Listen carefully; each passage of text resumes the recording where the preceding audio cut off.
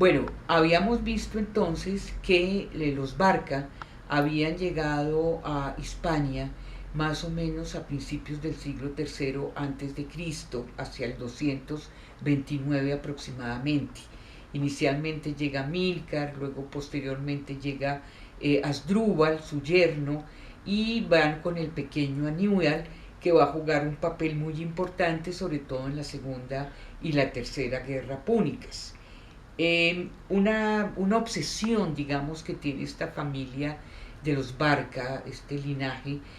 va a ser la conquista de Italia y de Roma como una manera de venganza frente a todos los territorios que ellos habían perdido en el Mediterráneo por parte de los romanos. Entre ellos habíamos visto lo que fue la conquista de los romanos de Sicilia, de Cerdeña, de Córcega, y por esta razón digamos que esta es una como que es una obsesión que va a dar el contexto y el marco a todo este contexto de las guerras púnicas, que van a ir aproximadamente del 264 al 146 antes de Cristo, más o menos un siglo en el cual se desarrollan estas guerras púnicas. Para poder entender la segunda y la tercera, donde Aníbal juega un rol preponderante, hay que entender justamente el liderazgo que él tuvo. Acuérdense, Aníbal lideraba un ejército de mercenarios que adoraban su figura porque él representaba como la figura mítica helénica de Alejandro el Grande y de Hércules. Y esto aunado a su genio militar, pues le daban una aureola a Aníbal que lo caracterizó siempre. Entonces, Aníbal apenas muere su padre, más o menos hacia el 221 antes de Cristo, inmediatamente Aníbal va a conformar un nuevo ejército, un ejército conformado por elefantes que vienen del norte del África, por jinetes númidas, númidas de la región hoy de Argelia y de diferentes lugares del norte del África. O sea, es un ejército poderoso con el cual Aníbal se va a lanzar a la conquista de Italia y de Roma.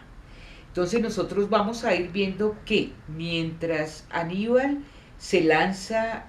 a través de los Pirineos y luego atraviesa los Alpes con este ejército extraordinario de elefantes y de jinetes y de mercenarios de distintas partes, tanto de Europa como del norte del África, los romanos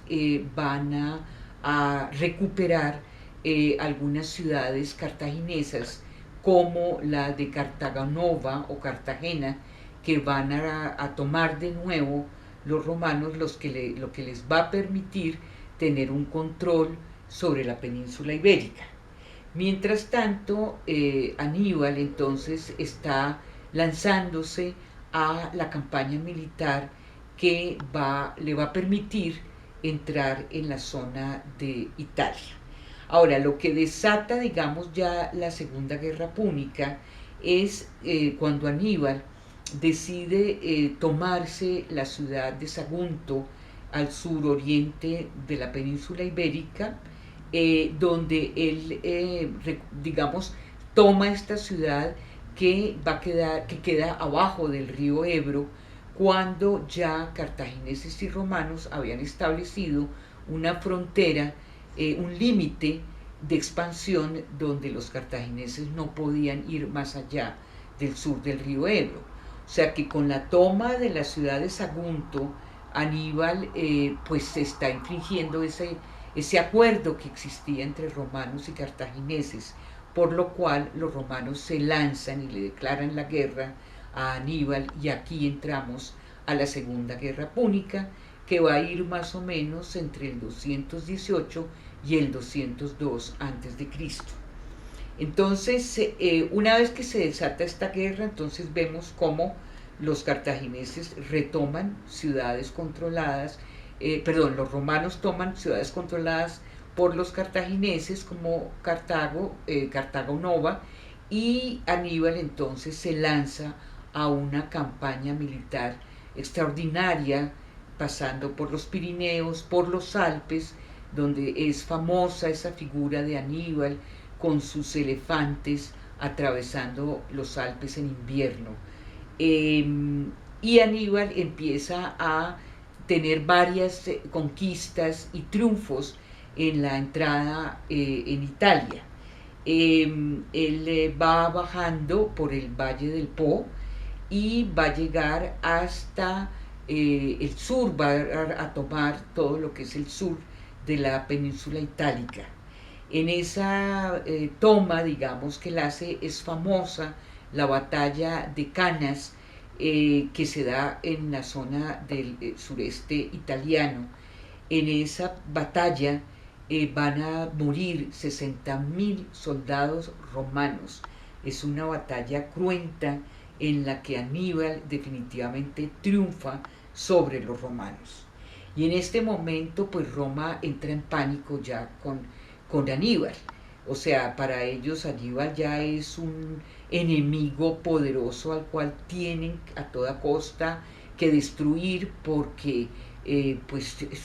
tiene una arremetida violenta en su penetración dentro de Italia. Entonces, digamos que una característica a partir de ese momento es que los romanos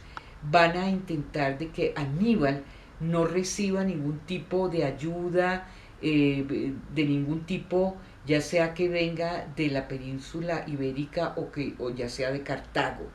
Ellos quieren, digamos, debilitarlo, ya que por más de que Aníbal gane muchas guerras dentro de Italia, pues de todas maneras va a estar obligado a,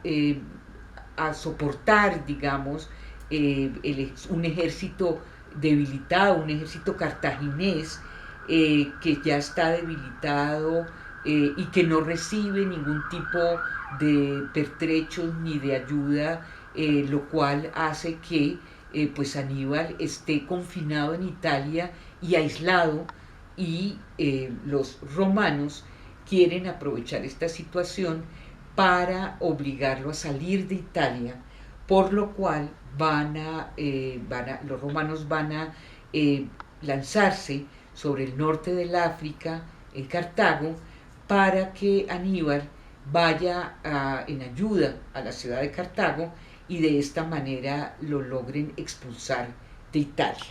Entonces, en estas circunstancias, los romanos se toman gran parte del norte del África, se toman toda la parte del reino númida, que es todo lo que corresponde a parte de Argelia y Libia en el día de hoy, y ellos, una vez que se toman esa parte del norte del África, ellos aprovechan unas disputas que hay al interior de los reyes tribales de esta zona del norte del África, y aprovechan y se meten dentro de esta disputa para conseguir aliados que los favorezcan en lo que va a ser la entrada a Cartago. Entonces, cuando Aníbal ve que esto está sucediendo, obviamente Aníbal vuela a Cartago.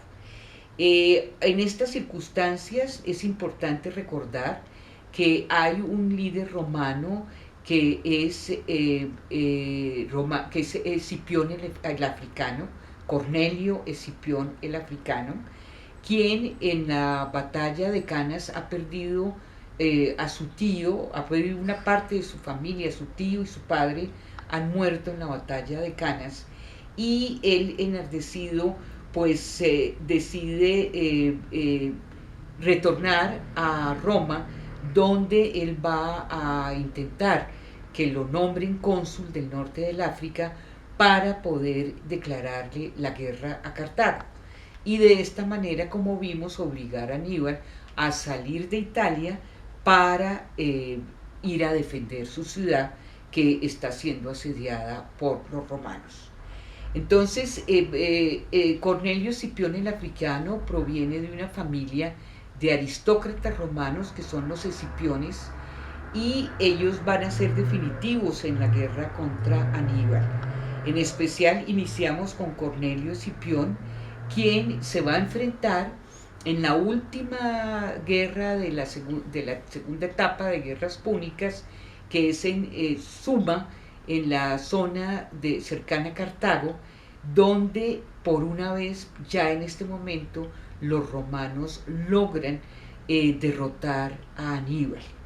y logran reducir a Cartago. O sea que aquí vamos asistiendo paulatinamente a la caída militar de Cartago. Los romanos entran entonces sobre Cartago, y Cartago va a quedar totalmente, después de haber sido esta ciudad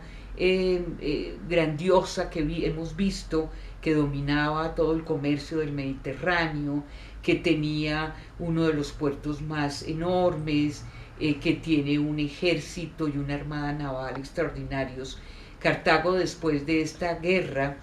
de la última guerra que entablan los romanos cerca a Cartago, él va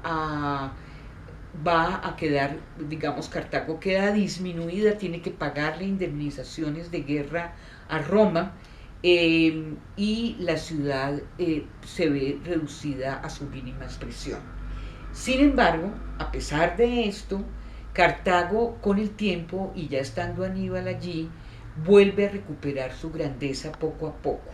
Poco a poco vuelve a resurgir esa armada que había sido destruida, vuelve otra vez el puerto a retomar su dinamismo comercial dentro del Mediterráneo,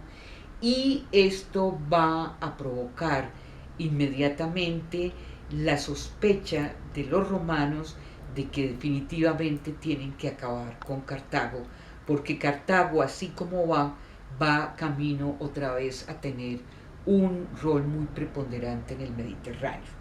Entonces, después de esta guerra púnica, que va del 218 al 202 a.C., vamos a asistir ya a la última guerra púnica, que son 3 años de guerra, donde asistimos ya es a la total derrota de Cartago, pero no solamente derrota, la destrucción total de la ciudad de Cartago por parte de los romanos. Y esto será lo que veamos entonces la próxima vez.